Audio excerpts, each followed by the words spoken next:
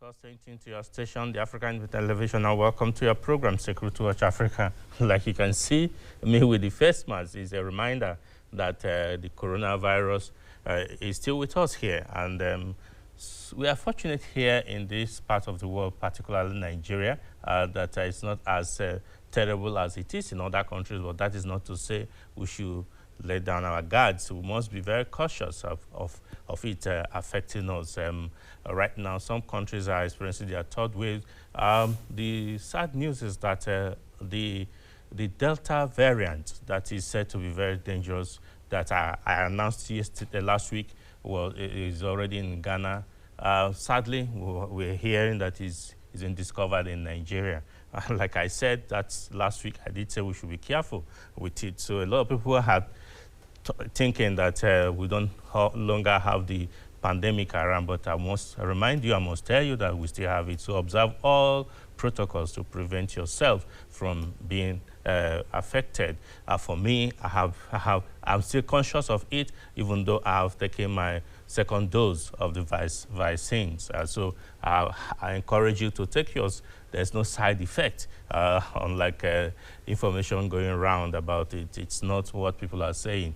We must ensure that we protect ourselves and our loved ones. Thank you. My name still remains Patrick Abambu. Welcome to the program today. Today, actually, I'll be starting a little bit on a sad note. I'm not so happy the information coming from Katsina State about the policemen posted there complaining of them not getting their allowances and being kept for 7 months unattended to. They were carrying out protests, even though I know that it's illegal for them to do that, but they are trying to get their message across. We got the video. Sit back as we bring you this video for you to see. To bring you around in this floor, we need your intention in this place, please. Sir Commander, you have to be here to present yourself, address your point, amicable.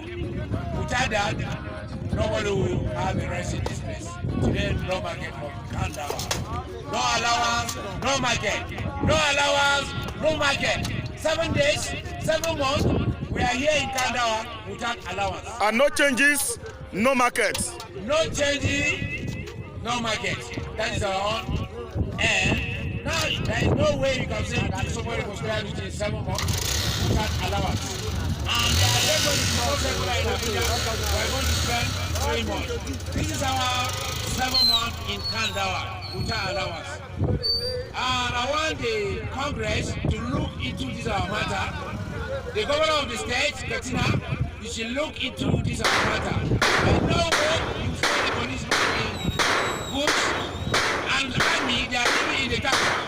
When they took counter-terrorism unit in Kandawa, they are receiving their allowance. We don't know what happened with our own counter-terrorism units. If it's a mobile in town, they are collecting their allowance. But they refuse to give counter-terrorism units. So we want to know why the allowance is not written outside. That's why we say no market, no allowance, no market. No movement, no allowance. If he pays our allowance, I believe peace is going to reign in Kandawa. Minus that one, nothing. We are here. Money, market. So thank you very much. You are welcome, sir. Yeah. Yeah, it's very sad.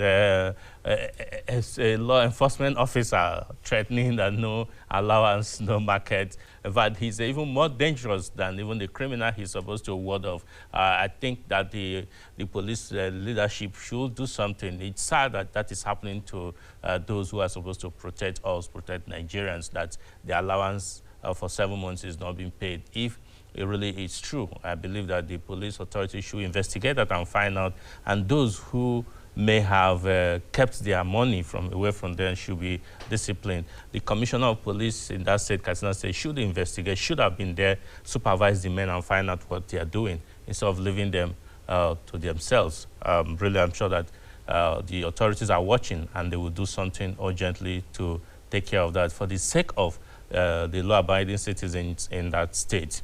Yes, quickly, we also bring you our interaction with the Theater Commander, Joint Task Force Operation Hadinkai in Borno State, is in charge of the security in Northeast, talking about Major General Christopher Musa. Sit back as we bring you this report by Shirley Daniels. Since the Chief of Army Staff of Nigeria, Lieutenant General Farouk Yahaya, appointed Major General Christopher Musa as a Theater Commander at Joint Task Force Northeast Operation Hadinkai, there has been renewed vigor and strategy to finally bring back lasting peace to the Northeast zone of Nigeria. The Theater Commander had met severally with critical stakeholders in the fight against terrorism and insurgency to forge partnership and cooperation with the people. In an exclusive interview with Security Watch Africa in his office in Maiduguri, Borno State, Major General Musa disclosed that the jointness and partnership with the people is important for success in the restoration of peace. We are preaching jointness, and jointness means members of the military, the paramilitary, to include the police, immigration, custom, civil defense. Everybody has a part to play, and including the civilians. They equally have a part to play because we cannot succeed without them. We're here to protect them, to ensure that there is peace. They equally have, because they are just around everywhere in the location. So we want to depend on them too, for them to cooperate with us by giving us timely information, whatever it is that is going on, whatever they see that is unusual.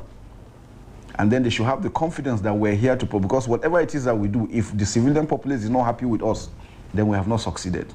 So first and foremost, we want to make sure that they are equally happy, they understand why we're here, they understand what we're doing, and they are a party to the process of restoration of peace. On the contentious issue of federal government of Nigeria rehabilitating some arrested Boko Haram terrorist suspects, Major General Musa gave this explanation. The truth about it is that you cannot predict a human being. No matter what you do, you cannot predict a human being. We will do what is supposed to be done. When we arrest them, we screen them. Those ones that we know that are part of the insurgents, we keep them in custody. Those other ones that we know didn't, some of them were forced. Some of them they were not willing to join. So we get those ones, bring them out so that they can go through rehabilitation. Now what we have done now is a team came from the defense headquarters.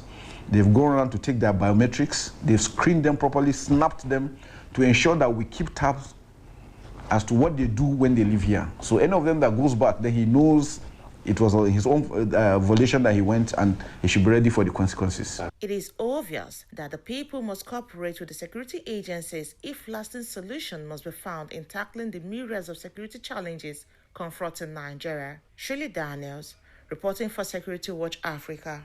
Welcome back. Yes, the cooperation partnership with members of the public cannot be overemphasized. It's important, just as the report did say, that the military needs the support of the people for them to win this war against terrorism and insurgency in Nigeria. Yes, today we are continuing from where we stopped about 2 weeks ago. You know, we were discussing on the importance of surveying, and on a topic we serialized to mean surveying for peace in Nigeria. And with me in the studio then and still now is Surveyor Mohammed Monsu Kabir, who is the Registrar General, the Registrar in charge of Surveyors Council of Nigeria. It's a pleasure to have you here. Thank you. Yeah, I said Registrar General because, in fact, from the beginning, you were the Registrar General in Katsina State. Am I right? Surveyor General. Surveyor General, not Registrar General, Surveyor General. It's a pleasure to have you back in the studio again to look at these issues, surveying for peace in Nigeria. Really, so because there's no way we can talk about peace in Nigeria if we do not actually find out where we got it wrong.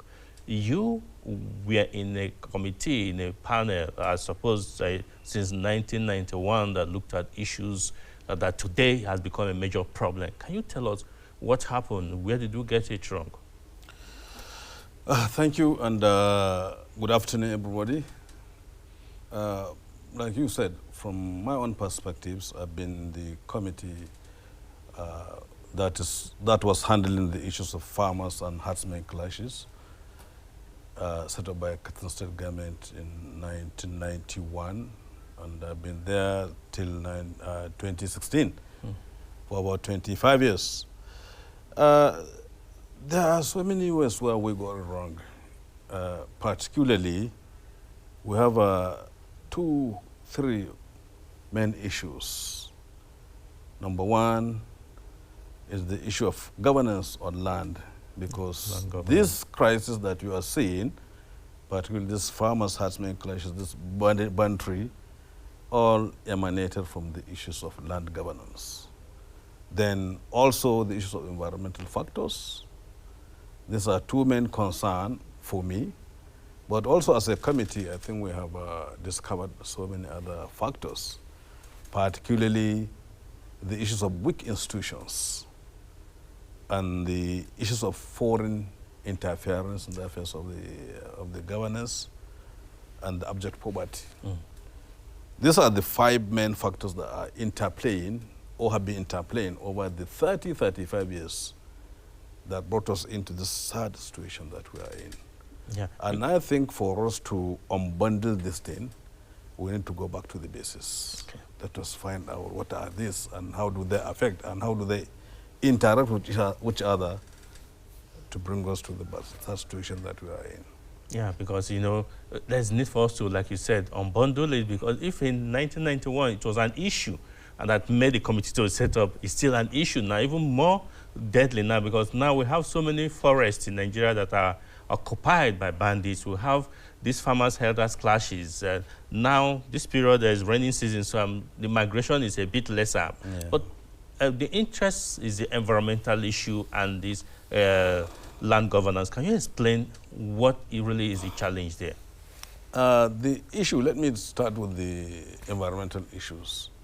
First, we all know there is climate change, which has been happening for the last 40, 50 years, general desiccation of the forest areas, and also human factors, deforestation of the forest. Like those who are in research about Sahara Desert, they say that desert has expanded right from 1920, more than 10% of it has moved downwards into the tropics, which means if you translate that, it's like 1 kilometer per annum, I mean 5 kilometers per annum.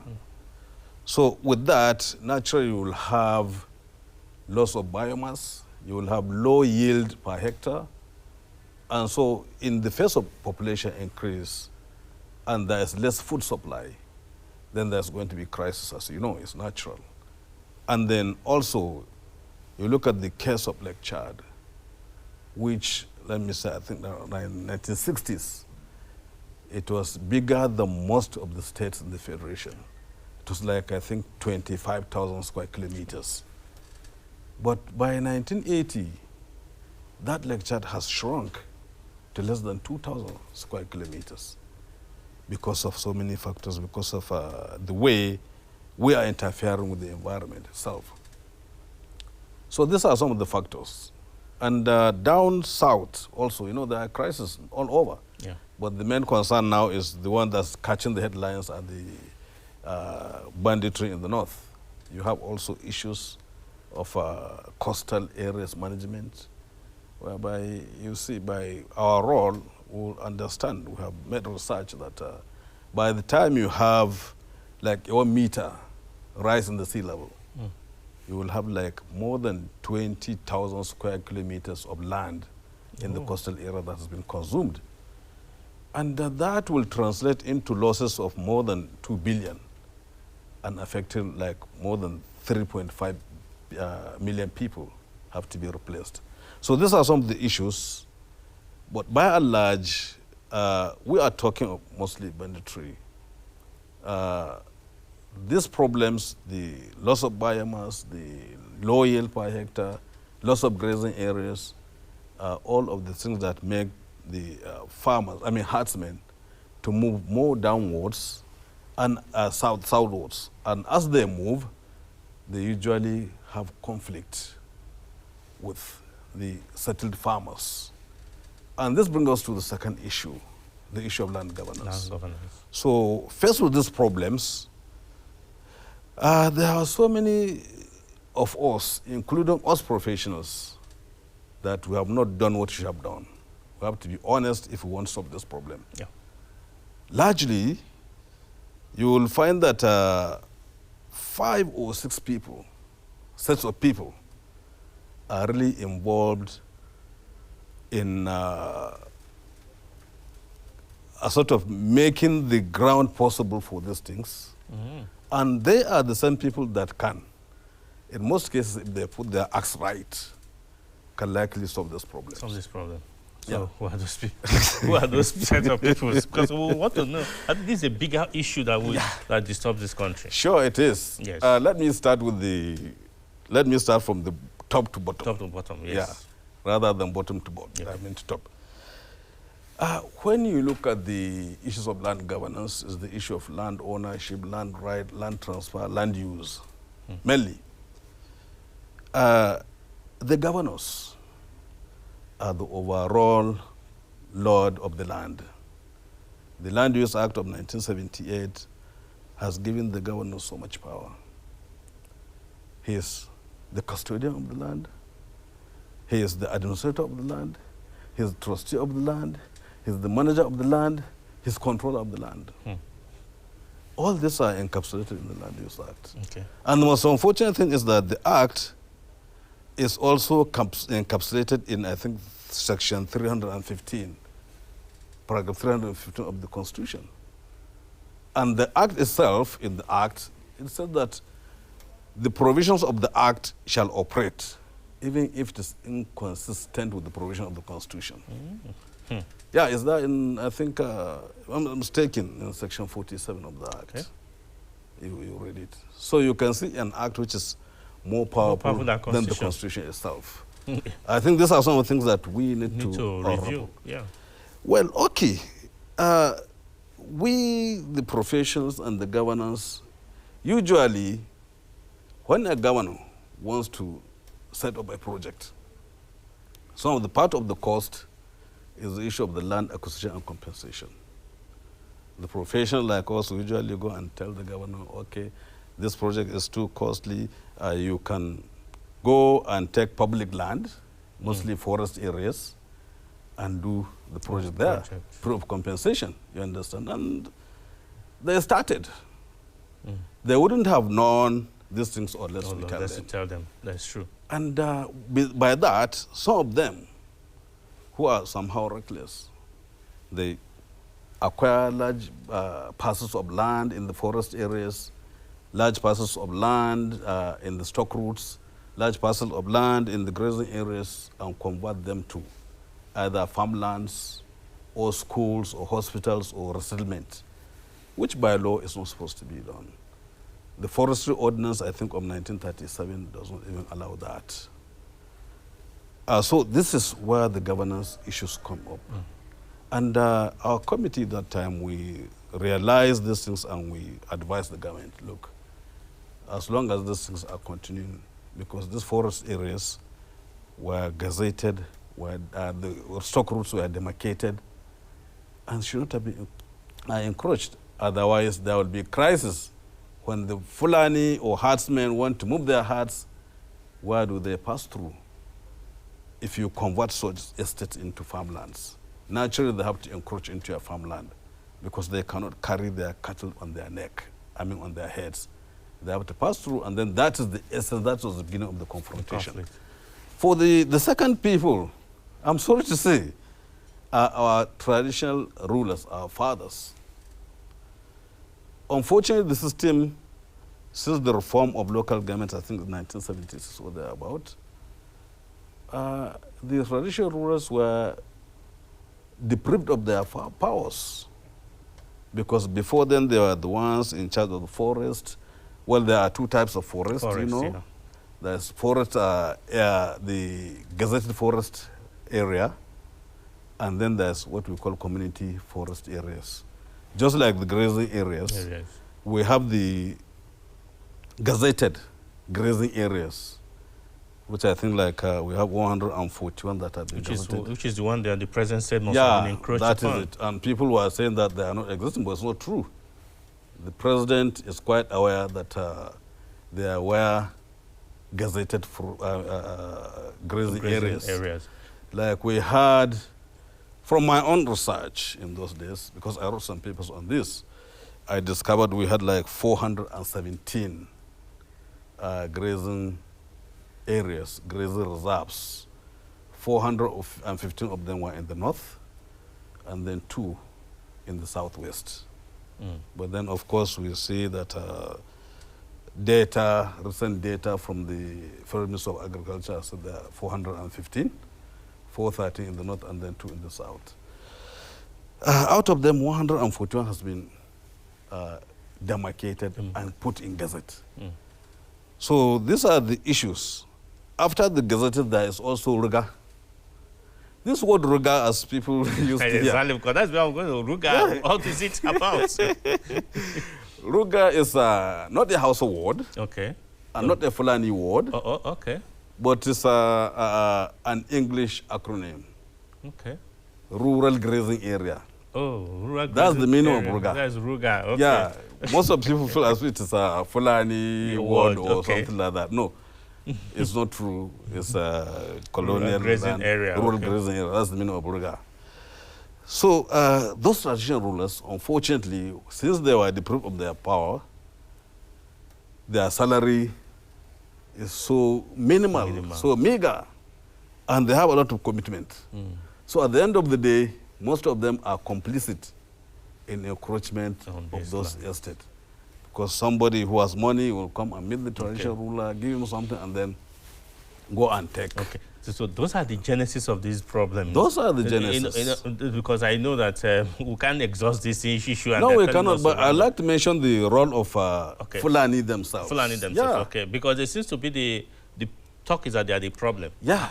I think they have an important role to play here. Okay. Because the first people to settle on these stock routes, the first people to settle on these grazing areas illegally were the Fulanis. You see, okay. You know, during their transhumance, they usually stay over a fertile land, graze their cattle, and then with that, Fulani settlements started to emerge. And then they started to farm. And then those settlements expand. So at the end of the day, they consumed most part of the stock routes. And then they had to enter the farmers' land. So these are so many factors. The farmers are also involved. We, the professionals, are also involved. Because it's we that have the maps. Yes. It's we that have demarcated this place.